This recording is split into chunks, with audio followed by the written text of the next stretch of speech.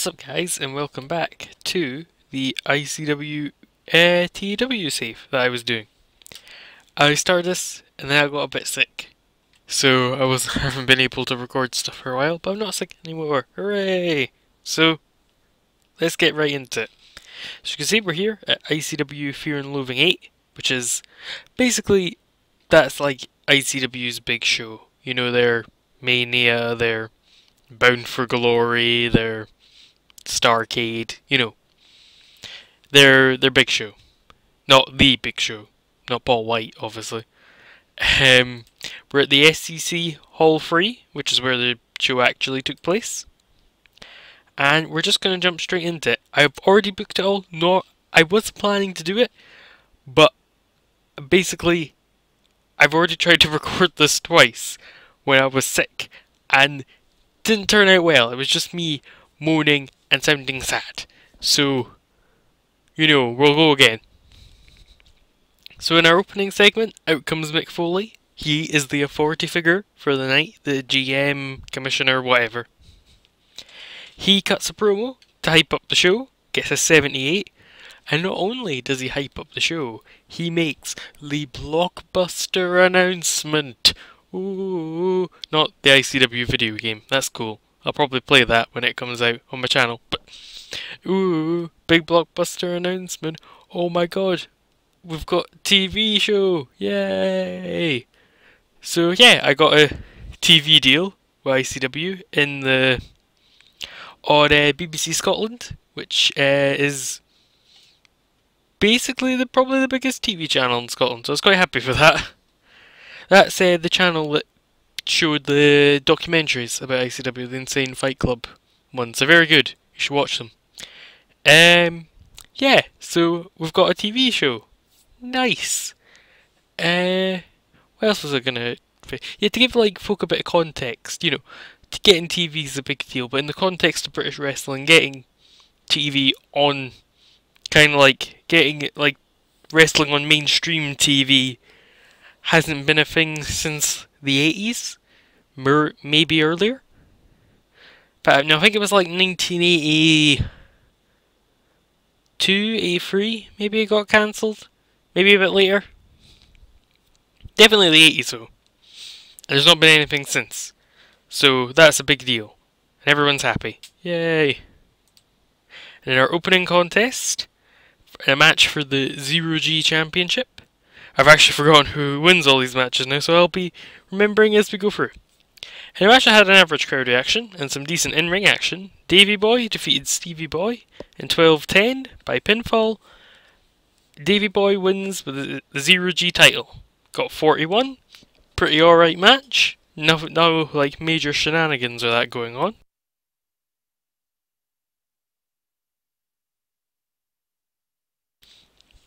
So yeah, pretty good match. You know, for our opener. Oh, I forgot about this angle. Davey Boy is getting attacked by Stevie Boy and Kaylee Ray in the ring. Kaylee Ray, she's there with Stevie Boy. They're a couple, it's a thing. Seeing the assault, who makes his big ICW debut to make the save. I think it's his debut, but outruns Mark Andrews / Mandrews if you prefer. I don't know why you'd prefer that, but you can call him that if you want. He comes running in, he fights them off, and then him and Davey Boy party with the wee man for like 10 hours and drink all the Buckfast that is in Glasgow, which is actually far too much Buckfast for one group of 3 people to drink. It would probably kill them, but it would make for a nice scene. And that's all that matters. Yeah, I brought in Mark Andrews basically to be a good wrestler and a good cruiserweight too. We have a lot of good cruiserweights, so you know, having a cruiserweight title is good. The 0G title's like kind of like a cruiserweight title, but not really. You know, guys like Damo have wrestled for it, and Damo's definitely not a cruiserweight. You don't get many 6'4", incredibly angry looking cruiserweights. Here we go. Our first original match. This is a match that didn't happen on the pay-per-view. We have, well, in the real show rather. And about that had solid in action, but not much in the way of heat.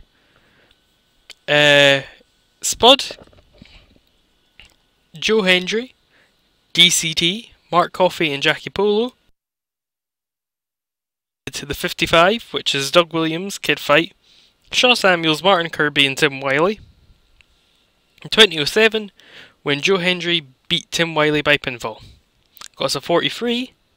I can never get rid of these two, and I never know why. It's not an accurate reflection of the product. I'm always trying to fix it, and I never know how to fix it. So if anyone knows that, please tell me, so I can fix it in future databases. Because Jackie Polo and Mark Coffey are really popular. They're like the longest reigning tag champs ICW's ever had. So, you know. Basically, all of them sort of have reasons to dislike the 55. Less so Spud. I've put Spud in it because I didn't have anything for him to do. But like Joe Hendry's, the 55's manager was Joe Hendry's manager back in the day. And DCT's wedding got sabotaged by the 55, and Polo Promotions are DCT's friends. So, there you go. It all fits together. And Spud has a bow tie. It all links up. It all makes sense. In an extremely poor match, that's annoying. Nikki Storm defeats Kaylee Ray in 12:26 by pinfall. Nikki Storm wins ICW Women's title. I like to fix that. But yeah, I've gave it to Nikki Storm. I think, basically, because I really like Nikki Storm. She's cool. She does the Fisherman neck breaker that Perry Saturn used to do as her finisher. She's amazing. She's the white chocolate cheesecake of professional wrestling, which is amazing. She's great. And she's awesome. And she's the best in the galaxy. How cool is that for a nickname? And she's great. Go buy Nikki Storm merch. I don't know if it's a thing, but if it is a thing, you should go buy it. She's cool. So, yeah, they were both visibly tiring by the end, which is a bit, you know, I think they probably wrestled longer than 12 minutes. But yeah, pretty good match. Also, it's another difference from the actual thing, because I actually quite like the actual show. You had Viper added into this match, who's kind of like, you know, a big female wrestler. She's a good Viper. She's really good, actually. But I just did this because I thought it'd be something a bit different, you know, because I kind of want to branch off in like a different path. However, it'll probably be a less good path, but it'll be a different one, and that's all that matters. ICW is really good. You should go watch their stuff. Anyway, next. I bet they've had solid interaction, but not much of the way heat. Noam Dar and Will Ospreay defeated Liam Thompson and Lionheart in 11:38, when Will Ospreay defeated Liam Thompson by pinfall. He debuted his highlight reel gimmick, which got a 53. Oh, Liam Thompson and Lionheart show excellent chemistry teaming together. Oh ho! Now there's a tag team I might keep. That's good. I might make that a team. I need to come up with a team name for them. But yeah, that's good. I'm quite happy with that. It's just like a bit of a filler thing.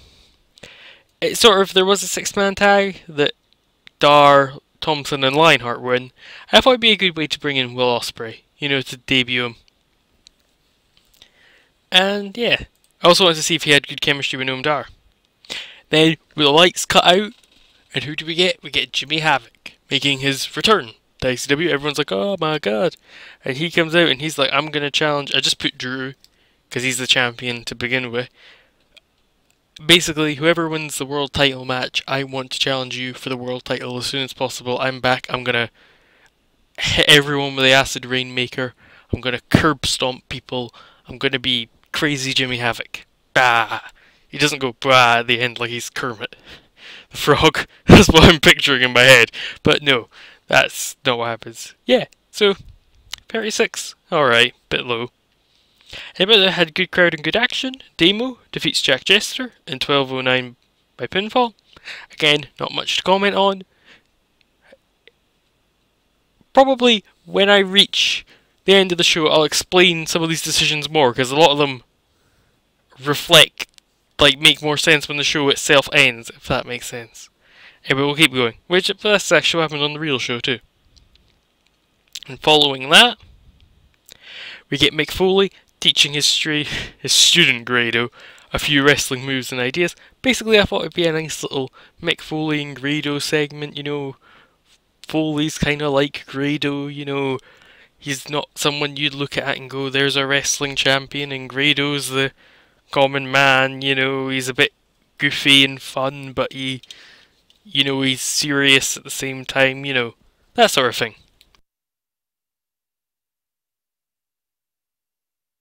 I got us a 91 and lifted the crowd, because Grado is very big in Scotland right now. It's quite cool. I bet they had solid in action and average heat. Legion, which is Mikey Whiplash, Michael Dante and Tommy End, defeated the New Age Clique, which is BT Gunn, Chris Renfrew and Wolfgang, in a 6-man steel cage, which is never mentioned. Michael Dante was eliminated first, sad face, then Tommy End, oh holy shit, then BT Gunn, then Wolfgang, then Chris Renfrew, holy shit, so Whiplash did the sweep, that's quite cool. Sucks that BT Gunn would be the first one eliminated. You know, that's the guy that Whiplash feuded with the most. So if you were having Whiplash be the last guy, it makes sense for them to be the last two, which is what actually happened. But, whatever. 52, not too bad. I bit lower than what I hoped for, but, you know. Yeah, pretty decent match overall. And Mikey Whiplash won, because I'm a massive fan of his, so deal with it. Michael Dante, Whiplash, BT Gunn all complained about being in matches which revolve brawling. Mikey Whiplash, he's not backstage, he's in the ring. He's in the ring, and then he gets ambushed by Party Marty Skrull. It's not Party Marty, it's the villain Marty, to clarify. We're not bringing back Party Marty. He comes in, he smashes his umbrella over Whiplash's head. He's like, because he's just beaten 3 men by himself. So he's had the crap kicked out of him for quite a long time. And then Marty Skrull's all like, brah. And we'll find out why. You have to tune in to ICW's new TV show, as ICW's TV show rolls on. I've forgotten what I called it. I think I called it Insane Fight Club, because that was the name of the documentary. But I can't remember. But I think that's what it was called. And his gimmick of being a traditionalist got him a 71. So I'm going to have him be sort of a, down with this sort of thing kind of guy. And about that had a good crowd and good action. Joe Coffey defeated Reno in 1944 by pinfall with a fast roll-up. Got a 44. In my head I'd envision that as like Rhino goes for the gore, he gores the rope, gores like the corner posts instead, and then he rolls them up quickly and then wins. Pretty decent rating, 44 I think. I can't remember how popular we are, but I think that's quite a good rating. They're both tiring towards the end, which is a bit lame. I might trim down, how long a main event match has to be. Video plays hyping Drew and Grado got a 76. Holy crap. It's a very popular segment. And our main event, pretty decent. In a match that had a fantastic crowd and great wrestling action, Drew Galloway defeats Grado in 2019 by pinfall with a Future Shock DDT. Drew Galloway makes defense number 1 of his ICW World Heavyweight title. And not only that, we have a special guest in the match, where our guest referee was Mick Foley, which I forgot to mention at the beginning, because I couldn't find a, I'm the guest referee angle, and I couldn't be bothered writing one, because I hate writing angles in the game, it's a bit hard. But yeah, Grado was off his game and got a 59. Damn, not bad. Nursing quality wasn't up to the same standard as the match. I'm pretty pleased that that's a good match. That was a good match in real life. And again, I wanted Drew to win just to be different, and that'll hopefully explain why you looked at a lot mostly babyfaces won outside of the main event. So now Drew has like about, I think he's got Jimmy Havoc, who's a heel, but he's got Jimmy Havoc, Marty Skrull, Mikey Whiplash, basically Tommy End and Michael Dante as well. He's got Damo and Joe Coffey all challenging for his title. It has at least 7 people. And Chris Renfrew's got a guaranteed world title match. That's up to 8. He's got a lot of potential challengers now. He's got a Grado, possibly having a rematch. He's got a lot of things going on. We used Tim Wiley too much. That'll be because his match had to be a main event level match. And the show increased our popularity in 40 regions. So who are we going to thank? I think we have to thank Mick Foley for being awesome. We need to give him a big hug. Because, you know, I'd give Mick Foley a hug. And we'll be nice to Drew and Grado. Because, you know, they basically were the main event of that show. Well, they were main event of the show, and they did really well. Foley's pleased, Drew is pleased, and Grado's pleased. So, I'll call an end to this episode here. I hope you've been enjoying this ICW base series. If you did, and you want to see all the other stuff I do, subscribe if you like this episode, give it a like. And if you want to watch the whole series, of which there are 2 parts, you know there's a link to the playlist in the description, and there should be an annotation at the beginning, at the top of the video. I keep pointing like I'm in the video. I'm not in the video. I need to tell my arms that I'm not actually on screen. But, yeah, I hope you enjoyed this episode, and I'll see you in the next one, when we'll be debuting our new TV show. How exciting!